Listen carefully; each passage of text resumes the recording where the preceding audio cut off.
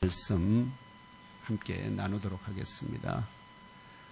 데살로니가 전서 5장 23절로 28절입니다. 마지막 부분이죠. 데살로니가 전서 마지막 부분입니다. 5장 23절로 28절입니다. 찾아서 합독하겠습니다. 합독. 찾으신 줄 5장 23절 신약성경 333쪽입니다. 찾으신 줄 알고 합독합시다. 시작. 평강의 하나님이 친히 너희를 온전히 거룩하게 하시고 또 너희의 온 영과 혼과 몸이 우리 주 예수 그리스도께서 강림하실 때에 흠없게 보존되기를 원하노라. 너희를 부르시는 이는 미쁘시니 그가 또한 이루시리라. 형제들아 우리를 위하여 기도하라. 거룩하게 입맞춤으로 모든 형제에게 문안하라. 내가 주를 힘입어 너희를 명하노니 모든 형제에게 이 편지를 읽어주라. 우리 주 예수 그리스도의 은혜가 너희에게 있을지어다. 아멘. 이 본문을 중심으로 우리의 영과 혼과 몸이라는 제목으로 나누는 주연후 제1주 또 연몸교회 개척 7주년 기념 주일 또 신년감사 주일 예배 중에 위로부터 임하는 영의 양식을 충만하게 공급받으시기를 기원합니다. 아멘. 제목 함께 한번 더 읽어볼까요? 시작. 우리의 영과 혼과 몸이 이 우리의 영과 혼과 몸이 바울이 말하는 바 우리의 영과 혼과 몸이 주님 오실 때까지 흠이 없게 거룩하게 보존되기를 원한다고 바울이 강구합니다. 하나님 앞에 이대로 성취되기를 주님의 이름으로 축원합니다. 나사렛 예수를 하나님의 아들 구원자 그리스도로 더 깊게는 하나님의 집이자 하늘의 문으로 믿는 자 모두의 참교사 되시는 보혜사 성령 하나님의 인도하심을 따라 오늘 2024년 새해에 경산 예몸교회 개척 7주년 기념 및 신년감사 주일 예배에 참석하신 형제자매들과 온 가족 모두 올 한 해 더욱 강건하시고 범사가 잘 되고 근심이 떠나가고 염려가 없으며 주 하나님의 명령에 무조건 예수로 응답하시는 아브라함 같은 믿음의 의인들로 장성하시기를 심판주로 곧 다시 오실 주 예수 그리스도 이름으로 축복합니다. 아멘. 오늘 주신 말씀은 데살로니가 전서에서 형제들아로 시작하는 12개의 단락 가운데 11번째 단락의 결말이 23절, 24절이고 그리고 마지막 12번째 단락은 25절로부터 본서신의 끝단락에 끝에 해당합니다. 즉 마지막 인사에 해당된다 할 수 있습니다. 그래서 먼저 11번째 단락에서 바울은 데살로니가 연몸교회 형제 자매들 향하여 너희끼리 화목하라. 왜냐하니까 바울이 다시는 그들을 방문하지 못합니다. 더 이상 그들과 함께 할 수가 없기 때문에 그들을 화목하게 하는 일도 아시겠죠. 이제 너희들끼리 알아서 해야 된다. 너희끼리 화목하라. 게으른 자들을 권계하라. 마음이 약한 자들을 격려하라. 힘이 없는 자들을 붙들어 주라. 오래 참으라. 악으로 악을 갚지 말게 하라. 항상 선을 따르라. 항상 기뻐하라. 쉬지 말고 기도하라. 범사에 감사하라. 이것이 그리스도 예수 안에서 너희를 향하신 하나님의 뜻이니라 이렇게 정언한 이후에 사도 바울은 이어지는 오늘 본문 23절에서 이러한 하나님의 뜻에 온전히 순종하며 걸어갈 데살로니가 예몸교회 형제 자매들을 위하여 두 가지 소원을 평강의 하나님께 구합니다.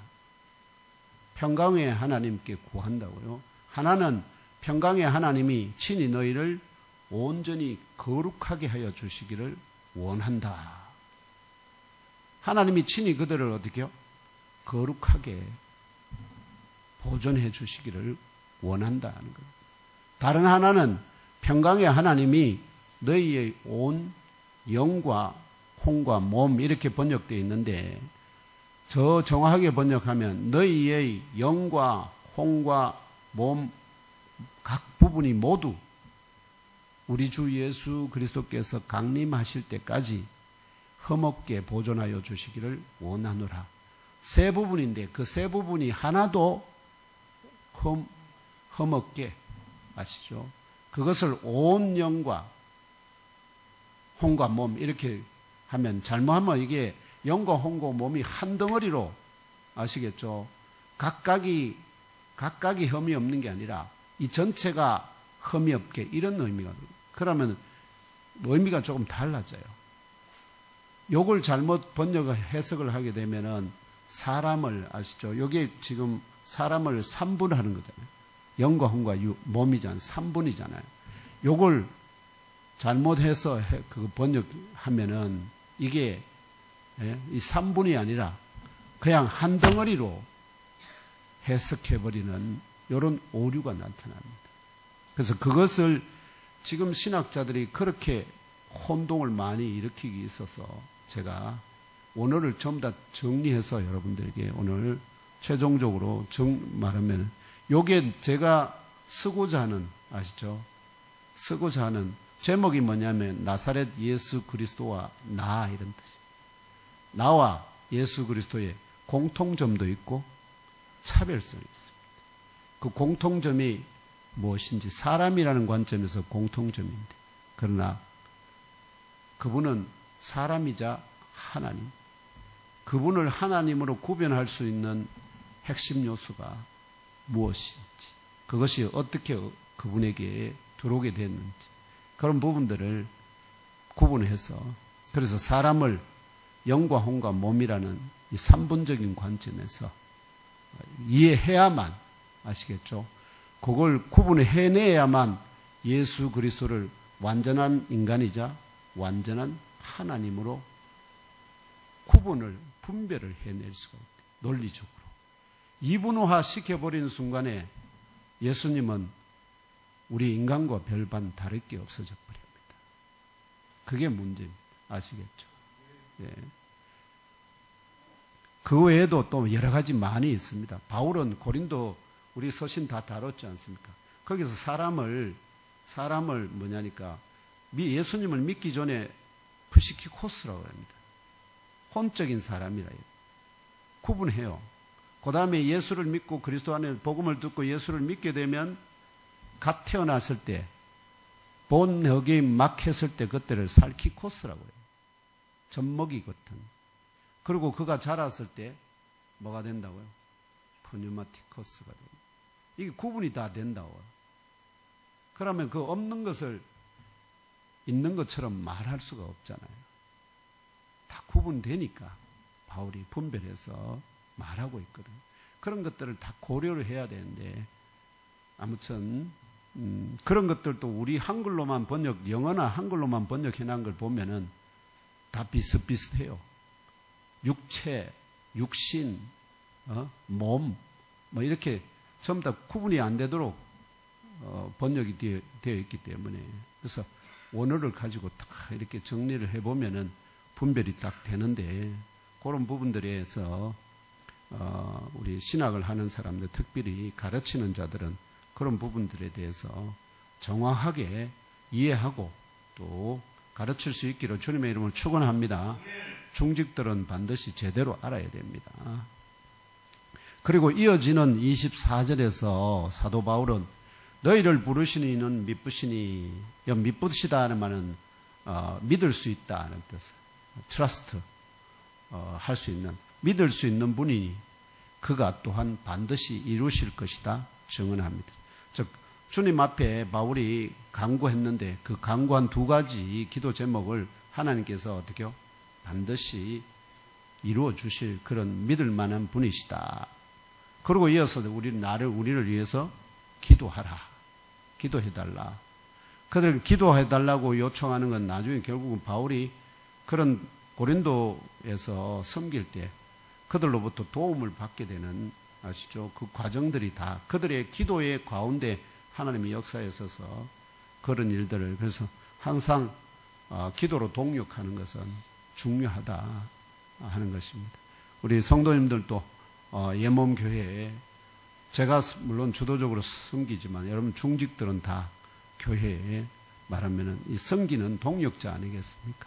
모두 다 같이 서로 협력해서 기도하면서 2024년 원래 새로운 역사를 만들어가는 우리 예몸교회 지체들 다 되기를 주님의 이름으로 축원합니다. 그래서 오늘 예몸교회 개척 7주년 기념과 신년감사 주일에 올려드리는 신령한 예배 가운데 부족한 정도 2024년 올 한 해 평강의 하나님을 기쁘시게 하는 하나님의 뜻대로 순종하며 걸어가시기를 다짐하는 우리 경산 예몸교회 형제자매 여러분들을 먼저 주 하나님이 친히 온전히 거룩하게 하여 주시기를 원합니다. 또한 주 하나님이 우리의 영과 혼과 몸의 각 부분이 모두 다 우리 주 예수 그리스도께서 강림하실 때까지 흠없게 보존하여 주시기를 원합니다. 이 말씀을 딱 보면은 바울은 지금 뭘 기대하고 있느냐면은 뭘 예측하고 있느냐면은 데살로니가 예몸교회 형제 자매들이 살아있는 동안에 어떻게요? 주님이 재림하실 것을 기대하고 있다 이 말이에요. 그럼 주님이 오실 때까지 어떻게요? 그들의 영과 혼과 몸이 다 거룩하면은 하나님이 결국 살리는 것은 뭐냐니까 그 영을 중심으로, 그래 거룩한 영을 중심으로 그들의 몸을 새롭게 해주잖아요. 신령한 몸으로 입혀주잖아요. 그 역사를 그대로 그들의 몸들이 신령한 몸으로 변화되는 그런 은혜를 기대하고 있거든요. 그렇기 때문에 이 말씀은 결국은 뭐냐니까 주님이 재림하시는 그때까지 뭘 하는 거죠? 그 데살로니가 형제 자매들의 영과 혼과 몸 각 부분이 다 온전히 거룩하게 흠이 없게 하나님 지켜 주옵소서 이런 뜻이거든. 그러면은 바울이 그 데살로니가 형제 자매들의 영과 혼과 몸을 각 부분이 다 온전하게 할 때 그 없는 것을 만들어서 보존해 달라고 할 수는 없잖아요. 바울은 결국 뭘 한다는 거, 사람을 뭘로 이해한다는 거죠? 영과 혼과 몸의 연합체로 언더스탠딩 하고 있다는 것을 보여주는 거거든요. 그렇다면 오늘 주신 말씀의 23절에서 사도 바울이 우리 주 예수 그리스도께서 강림하실 때까지 흠없게 보존하여 주시기를 원하는 우리의 영과 혼과 몸이 각각 가리키는 바가 무엇일까요? 이러한 명제를 상고하는 가운데 그리스도 안에서 새로운 피조물로 다시 태어난 저와 형제 자매 여러분 모두 초림에 이어 심판주로 왕으로 재림하실 주 예수 그리스도의 날까지 저와 형제 자매 여러분의 영과 혼과 몸이 각각 가리키는 바가 무엇인지 깨달아 아시고 또한 하나님의 뜻대로 거룩하고 흠이 없도록 삶의 증거로 나타내기 위한 믿음의 역사와 사랑의 수고와 소망의 인내에 마음을 다하고 목숨을 다하고 뜻을 다하심으로 21세기 오늘 우리 시대의 믿는 자 모두의 본이 되는 참 믿음의 의인들로 세움 받으시기를 다시 오실 그리스도 예수님 이름으로 축복하며 기도합니다. 이제 오늘 명제 속에 너희의 영이 가리키는 바가 무엇인지 먼저 상고해 보겠습니다. 영어로 번역된 헬라 단어는 여성도 남성도 아닌 중성명사입니다. 아시겠죠? 여성도 헬라어는 전부 다 여성이나 남성이나 아니면은 여성도 남성도 다 공동으로 쓰이는 중성 이렇게 세 종류의 명사가 있습니다. 전부 다 구분됩니다. 근데 이 영어로 번역된 헬라어 단어는 여성도 남성도 아닌 중성명사 푸뉴마입니다. 신약 성경에 총 380회 사용되는데요. 그거 한번 보여주실래요? 이게 여기 지금 제일 왼쪽 위에 상단에 푸뉴마 있죠. 총 380회 사용되고요. 영어 킹 제임스 버전에서 이걸 영어로 스피릿, 고스트, 라이프, 윈드 이래가지고 총 4개의 영어 단어로 구분되는데 스프릿이 287회로 절대 다수입니다. 거의 그러니까 푸뉴마는 스프릿이 가장 밀접한 관계가 있고 그 다음에 고스트라는 단어로 91회가 번역됩니다. 우리 고스트 잡으러 간다든지 이런 말 용어 우리 한글죠. 이 그때 당시에는 고스트라는 특별한 용어가 사용되었습니다. 아주 이게 오래 전입니다. 영국 킹 제임스 때 번역된 것이니까. 그 다음에 라이프로 1회, 윈드로 1회 이렇게 번역이 되어 있는데요. 그래서 그걸 우리말로 현재 개역 개정을 쫙 이렇게 보면 굉장히 복잡하게 그 상황에 맞춰서 막 이렇게 번역되어 있는데 대부분의 경우에 보면은 성령, 영 이게 거의 200회가 넘습니다. 아시겠죠? 성령, 영. 그 다음에 우리 사람의 심령, 마음 또 영혼이라는 두 개의 단어로도 번역돼요. 영혼. 요게 좀 혼란스럽습니다. 이 영혼으로 번역된 세 개의 단어가 전부 다 누구하고 관련되어 있느냐면 예수님하고 관련되어 있어요. 예수님이 십자가에서 돌아가시잖아요. 그러면서 예수님이 몸으로부터 푸뉴마가 떠나갑니다. 그 떠나간 것을 푸뉴마가 떠나갔다고 헬라어가 표현하는데 그것을 어떻게 해요? 다 우리말로는 뭐로 번역했다고요? 영혼으로 번역해놨다. 영혼으로. 이게 이제 문제가 됩니다. 그 다음에 그 외에도 이제 고스트도 마찬가지로 고스트가 나중에 예수님이 떠나간 걸 이제 킹 제임스에서는 예수님의 영이 특별하잖아요. 사람의 영과. 그걸 구분하기 위해서 예수님의 영에 대해서 마태복음과 요한복음에서는 이 예수님의 영을 떠나가는 영이 있잖아요. 이걸 스피릿이라 안 하고 뭐로 번역했을까요? 특별한 영이라는 의미로 고스트로 번역했어요. 이해됩니까? 예수님의 영이 특별하다는 것을 그 특별한 영을 표현하는 것이 일반적인 영은 스피릿이고 예수님의 영은 특별하니까 그 특별한 영을 표현하는 말이 고스트라입니다. 고스트. 성령을 표현할 때도 성령이 특별한 영이잖아요. 이걸 고스트라. 그래서 일반적으로 사람의 영을 표현할 때는 스피릿이라는 영어 단어로 일반적으로 표현하는데 그러나 사람이신 예수님의 영을 표현할 때는 어떻게요? 요게 두 개가 바로 여기 고스트에 영혼 두 개가 나오잖아요. 저거는 마태복음과 요한복음에 나오는 예수님이 푸뉴마가 떠나가는 것을 고스트라는 영어로 번역했습니다. 우리말은 그걸 영혼이라 번역해요. 그런데 누가복음에서 똑같은 표현이 나오는데 푸뉴마를 그냥 뭐로 하냐? 그건 고스트로 안 하고 스피릿이라 하면서 번역은 영혼으로 해놨어요. 요것들이 혼돈을 일으킵니다. 왜냐하면 그것들이 의미하는 바가 뭐냐니까 우리 신학자들 중에는 아시죠? 신학자들 중에는 이 푸뉴마라는 단어를 어떻게 해요? 영 혹은 영혼 이렇게 겹쳐서 번역하는 이해하는 자들이 많다는 뜻입니다. 그래서 우리 지금 합동교단에서는 아시겠죠? 공식적으로 사람을 영과 혼과 육, 몸의 3분으로 구분 안 하고 아시겠죠? 영혼과 몸을 기본 교리로 한다 이렇게 천명을 합니다. 근데 그게 성경이 가르치는 바와 맞지 않다 하는 것이 저의 주장이고 이제 그 부분에 대해서 결국 이제 그걸 증언하는 글을 쓰게 되는 겁니다. 그래서 요거하고 푸뉴마하고 이제 구분되는 단어가 바로 아까 영이 그래서 다시 정리를 해드리면은 결과적으로 푸뉴마는 영어 단어 스피릿과 긴밀하게 연관되는 곧 쌀과 뼈와 같은 물질적인 본성과는 확실하게 구별되는 사람을 구성하는 본체의 하나가 바로 푸뉴마, 영입니다.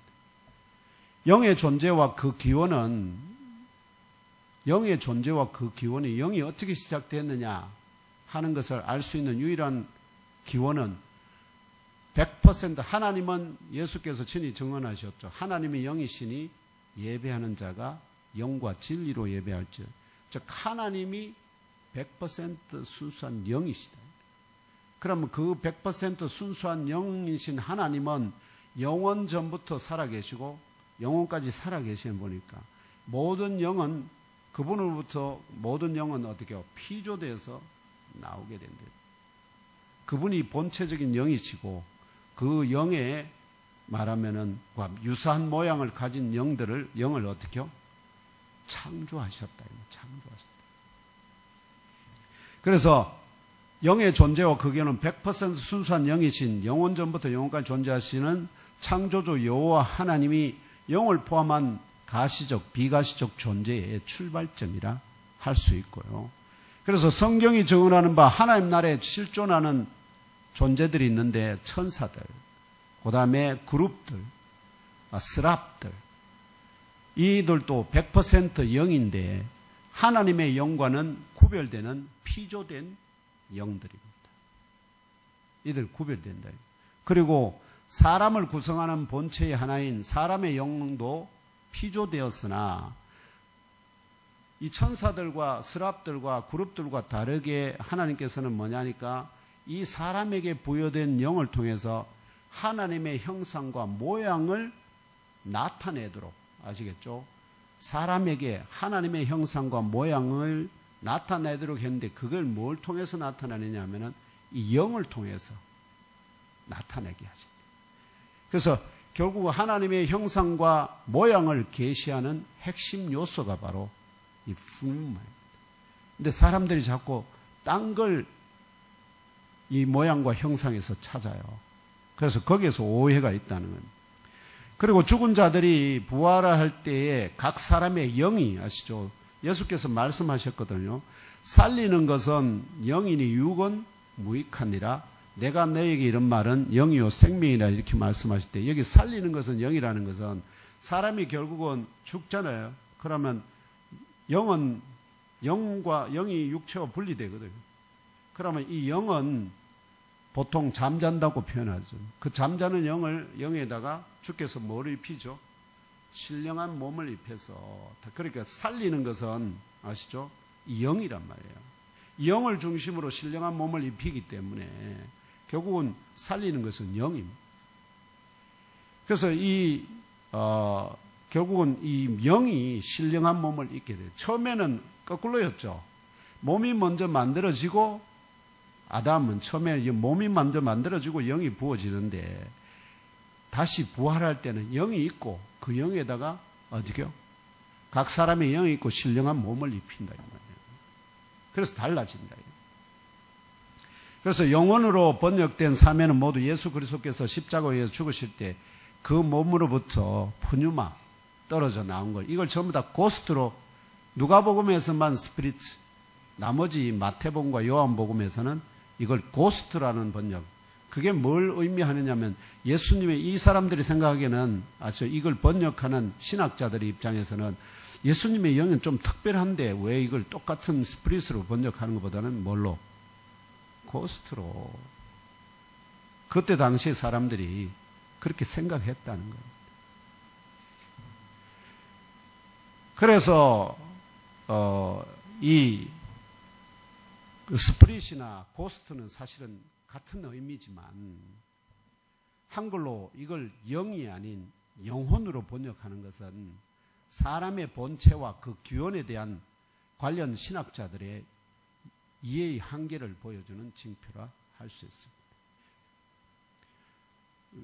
왜 그걸 이해할 수 있냐면 여러분들이 잘 알다시피 욥기에서 욥이 결국 하나님을 욥은 처음에 어떻게 주 여호와를 믿게 됐느냐? 소문을 들었어요. 여호와 하나님이 계시고 그분이 자기를 찾는 자에게 복을 주시고 또 뭐냐면 자기를 믿는 자들에게는 어떻게요? 권선징악. 이 세상을 하나님 그 여호와께서 선을 행하는 자에게는 어떻게요? 보호하고 악을 행하는 자는 반드시 징계한다. 이 권선징악의 하나님이라는 소문을 들었어. 그래서 그것을 따라서 그분을 믿으면서 어떻게 했다고요? 그래서 항상 선한 일을 행하고 악은 어떤 모양이로 죄를 짓지 않도록 자녀들, 자기뿐만 아니라 자녀들 위해서도 그렇게 열심히 해왔는데 그게 무엇을 통해서 들었다고요? 소문을 통해서 듣고 그렇게 믿었는데 결국은 그 소문을 믿고 믿는 믿음 가운데 결국 뭐가 찾아오게 됩니까? 시험이 찾아오잖아요. 큰 시험이 찾아왔을 때 처음에는 욥이 이겼지만 그러나 문제는 뭐냐니까 그 시험 자체를 욥이 이겼어요. 오직 주신 이도 여호와시요 취하신 이도 여호와시니 여호와께 영광이 그렇게 함으로써 입술로 범죄하지 않았는데 문제는 그 친구들이 위로한다고 찾아와서 결국 계속해서 똑같이 전부 다 뭐를 갖고 있습니까? 권선징악이잖아요. 그 권선징악의 하나의 그 사고 체계를 가진 언더스탠딩을 가진 욥과 그 친구들이 서로 대화를 하는 가운데 욥도 권선징악이 하나님의 분명한 뜻인 줄 알았는데 자기는 아무리 생각해도 죄를 범하거나 하나님 앞에 허물이 될 만한 일이 없었는데도 불구하고 이 엄청난 시련을 당하니까 뭔가 내가 소문을 알고 있던 그 하나님과 다르다 하는 것을 이제 경험하기 시작한 거예요. 그런데 그 위로하러 온 친구들은 아직 그런 경험을 안 했으니까 여전히 그들은 무조건 뭡니까? 하나님은 선을 행하는 자에게 복을 주고 악을 행하는 자에게 반드시 징계한다. 그래 욥이 네 그렇게 엄청난 화를 저주를 받았으니까 이거 분명히 네가 뭐 있다. 잘못한 게 있다. 죄가 있다. 자복해라.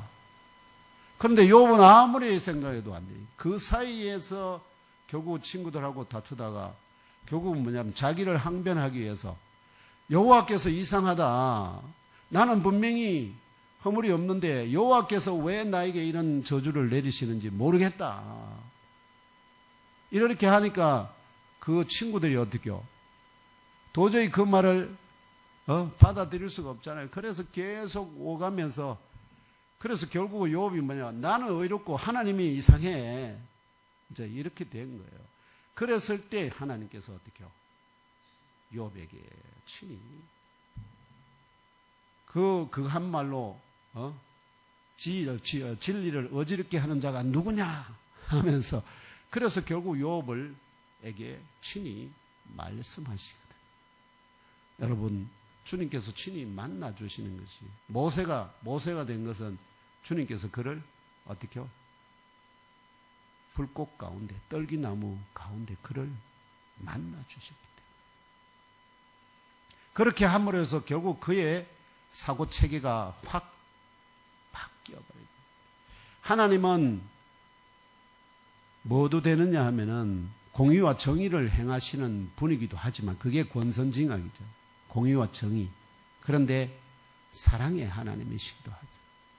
당신이 그 사랑을 베푸는 방식은 여러 가지로 주어지는데 욥에게는 그 징계를 통해서 먼저 저주를 통해 말하면은 시험을 통해서 뭘 주죠? 더 깊은 권선징악이라는 소문으로 듣던 그 하나님을 뛰어넘어서 진짜 살아계시고 일하시는 살아 역사하시는 그 능력의 하나님을 직접 체험하는 과정이었다는 것이죠.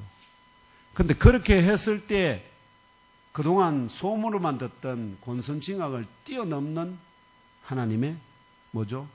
영적인 시험이 그게 시험이었다는 거 아닙니까? 그런데 그 시험을 통해서 하나님이 욥을 어떻게요?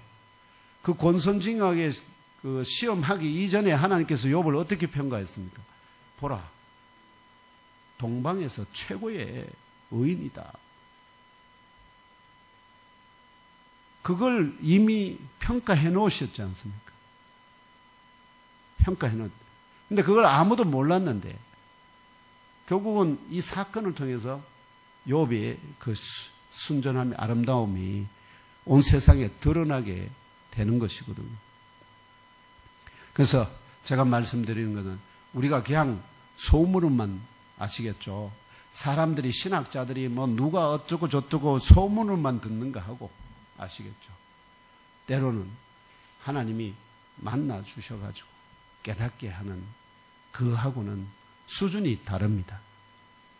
그런 더 깊은 수준의 말하면 깨달음이 지금 이 부분들에 필요하기 때문에 제가 뭘 하려고 글을 쓰려고 하는 것입니다. 왜냐하면 주님께서 제가 영국에 유학 중에 저를 만나 주셨고 지금까지 오늘 여기까지 계속해서 너 그래 살면 죽는다 해서 또 이 길을 걷게 하셨고 내 교회를 세우라 해서 여기 오늘까지 계속해서 그분이 가이드하고 지도했어서 여기까지 와 있기 때문에 이제 그런 때를 따라서 이 일들을 하게 하시는 줄 믿기 때문에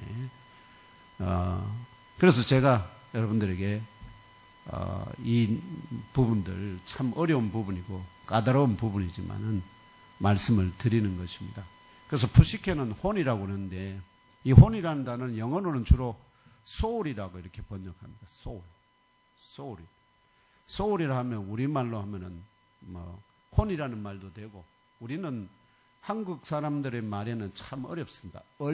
얼굴 또 영혼이라는 단어도 그냥 보편적으로 그냥 쓰고요. 근데 이 푸시케라는 단어의 아주 중요한 그 역사는 서양 사람들에게서 헬라 철학에서 이 푸시케를 사용하는데요. 헬라 철학에서 어떻게 소크라테스가 자기가 지금 독배를 마시잖아요. 그랬을 때 자기의 죽음에 따라서 자기의 어떤 부분이 말하면 영생하는 부분이 있는 것을 얘기합니다. 그 영생하는 부분을 뭘로 표현하냐면 푸시케로 표현해요. 그래서 헬라 철학은 딱 이렇게 구분합니다. 사람은 몸과 푸시케로 딱 구분합니다. 이게 이분이에요. 그래서 푸시케가 어떤 구조로 되어 있는지 그걸 자세하게 1세기, 2세기 오면은 플루토니스 같은 사람들이 설명합니다. 그래서 그런 것들을 고려하면은 이분법으로 설명하는 신학자들은 전부 다 뭐에 기초를 하고 있느냐 하면은 헬라 철학적인 언더스탠딩, 사람을 영혼과 육, 요렇게 푸시케, 헬라 철학으로 용어를 하면은 푸시케와 소마 이렇게 됩니다. 푸시케와 소마로 번역하는 이 두 개를 기준으로 했을 때 사람은 뭐가 된다는 거죠? 이분이 된다는 이분 됩니다. 그러나 오늘 본문에서 바울은 분명히 어떻게요? 영과 혼과 몸이 주님 다시 오실 때까지 온전한 흠이 없이 보존되기를 원한다 하고 하나님 앞에 간구하고 있습니다. 그래서 오늘 말씀드리려고 하는 것은 2024년 한 해 동안 저와 여러분의 우리 성도 예범교회 성도님들의 영과 혼과 몸이 주님 다시 오실 때까지 흠이 없이 거룩하게 온전하게 보존되기를 원해서 그것이 영혼이 한 덩어리가 아니라 영과 혼과 이렇게 구분되는 별개의 개체다 하는 거 말씀드림으로 여러분들이 이 말씀이 진리인 것을 깨달아 하시고 그대로 영과 혼과 몸 이것이 나를 구성하는 하나님이 나를 그렇게 이 3분으로 창조하셨다 하는 것을 사실을 믿고 고백하심으로 하나님이 그 각 부분이 어떻게 시작되었느냐 하는 것에 대한 지혜를 여러분에게도 깨달아 알도록 은혜 베풀어 주시기를 축원합니다. 이것이 제가 바라고 원하는 것인데 이 부분들이 그 세세하게 디테일한 내용들은 제가 책으로 써서 또 기회가 되면은 여러분들과 나누도록 약속합니다. 오늘은 이렇게 3분이